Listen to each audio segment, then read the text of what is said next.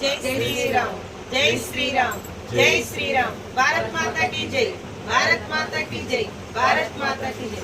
నమస్కారం అండి. మేము పశ్చిమ గోదావరి జిల్లా అడేపల్లి నుంచి వచ్చాం. కాంచీపురం మొదటిసారి వచ్చామండి. మాకు అసలు ఏమీ తెలియదు.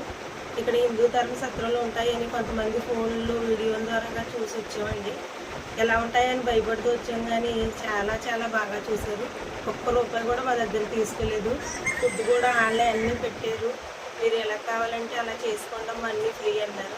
నిజంగా ఎంత బాగా చూస్తారండి అది అనుకోలేదండి. కంచి కామాక్షమి ఇక్కడ ఉన్న ఓనర్ గారి రూపంలో ఉన్నారని మేము అనుకుంటున్నాం. జై శ్రీరామ్ జై శ్రీరామ్ జై శ్రీరామ్ భారత్ మాతా కీ జై భారత్ మాతా కీ జై భారత్ మాతా కీ జై. నీ పేరు పేరు లక్ష్మీనారాయణ. అట్లా ఉంది. నీ ఫెసిలిటీ డబ్బులు ఎవరు కానీ ఎవరు చేశారా?